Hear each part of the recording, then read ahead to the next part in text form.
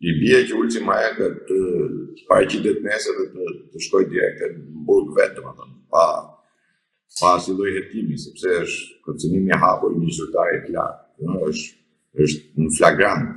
Po të kishte ndodhur, them se do të isha arrestuar ultima në flagrant me këtë lloj motivacioni. Nuk e besoj se niveli i tyre është aq i ulët sa të guxojnë dhe të marrin telefona prokurorët dhe të deklarojnë apo të kërcënojnë për veprimet që ata bëjnë. Ju thash edhe një herë, prokuroria e Spaku nuk është më ai Spaku i dikurshëm, ai Spaku që ashtu mos harroni se para arrestimit apo dhënies së mandatit si personi në ndërtimi dhën akuzën, mos harroni se ka qenë zonë sekretari i shtetit, Mark Flamer, ka qenë në takim me Dumanin edhe me prokurorin, që nuk besoj se merr dikush guximin ta bëjë shumë mirë që domethënë ardha një zëvendës sekretari të shtetit amerikan, nuk besoj se është më i dobët se sa Ulci Manja apo vetë Rama, që mund të bëjmë veprime të tilla. Ajo që të bie në sy, thash bie në sy sepse ardha e marrë këtu dhe takimi vetëm me prokurorin apo me ministrin e drejtësisë dhe ministrin e brendshëm tregon shumë më tepër se sa ai deklarim që mund të bëj qoftë edhe Berisha në këtë aspekt. Sepse ata hapur kanë nënshkaluar, domethënë totalisht tashmë Ramën në takimet e tyre, nuk kanë asnjë lloj komunikimi me të, dhe gjithë komunikimin e kanë me ministra, zëvendës ministra, ashtu siç ishte edhe herën e parë që u bota i ambasadorës tonë, përfaqësuesit të ambasadës amerikanë në Tiranë, që bëri takime me ministra, zëvendës ministra, pikërisht me ministrin e drejtësisë ka bërë ajo dhe me ministrin e brendshëm dhe me zëvendës ministrin e brendshëm. Ndërsa ky bëri takim me ministrin edhe me e drejtësisë dhe me ministrin e brendshëm dhe dy prokurorë. Prokurori kuptohet Dumani është përfaqësuesi i Spakut dhe do bënte takim.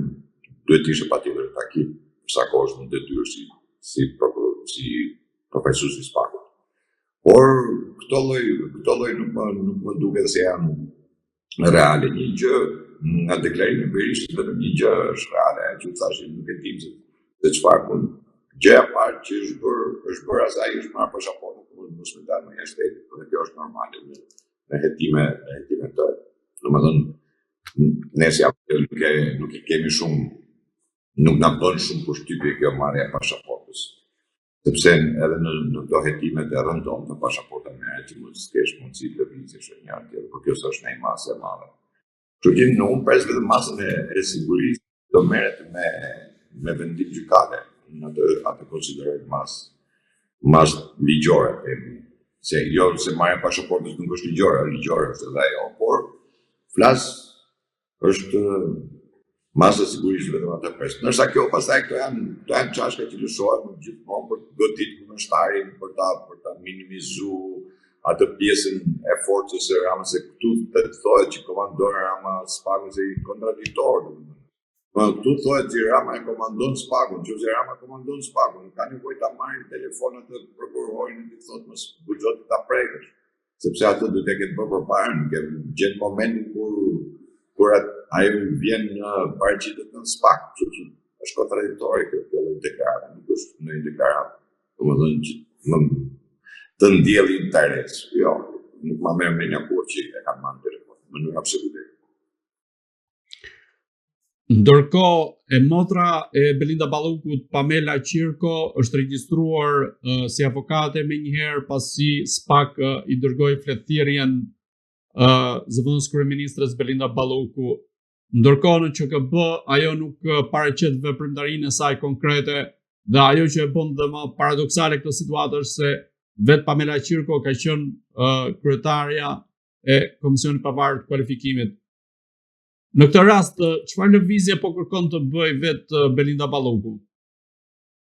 Dgjoj, do të kuptoj një gjë që Belinda Balluku do luajë çdo lloj lëvizje dhe do bëjë çdo lloj gjëje. Kuptohet që ajo është një konflikt interesi, themi me, sepse ka qenë tek vitimu, është personi i cili ka kaluar të gjithë këta prokurorë edhe gjyqtarë, qofshin edhe të SPAK-ut.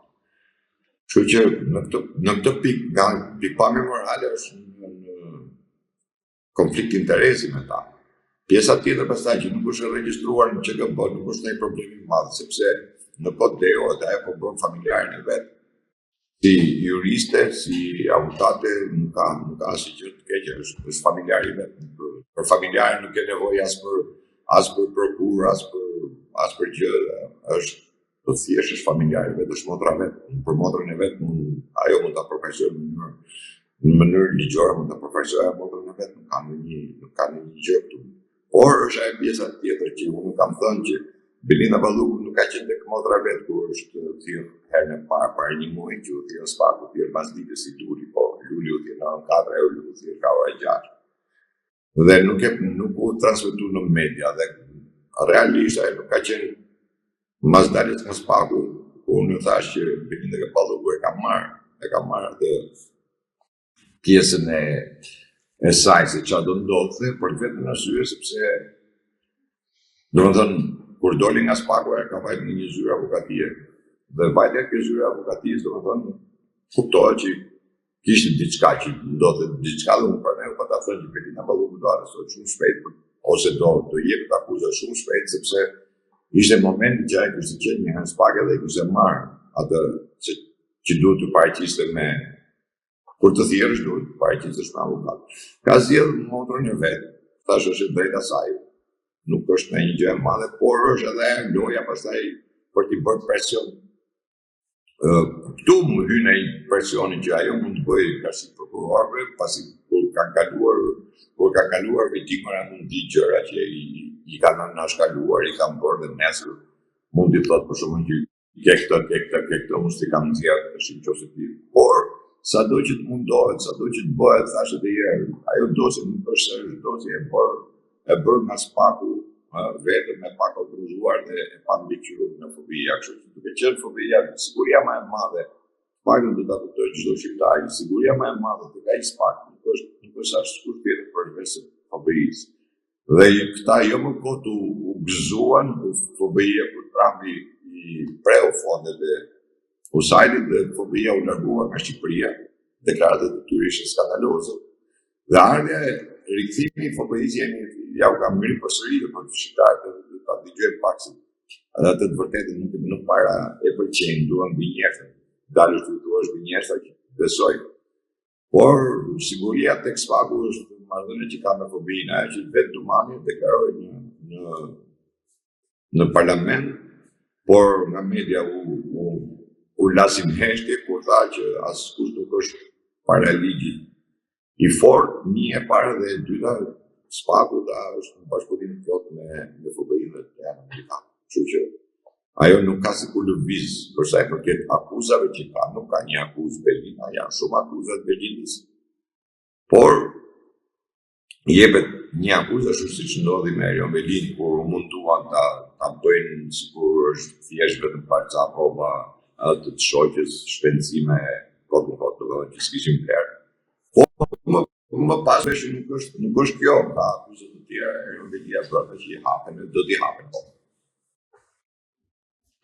Në këtë rast, cili është roli konkret që ka luajtur dhe po luan FBI-a në goditjen e figurave të larta, qoftë në këtë rast edhe të Belinda Ballukut?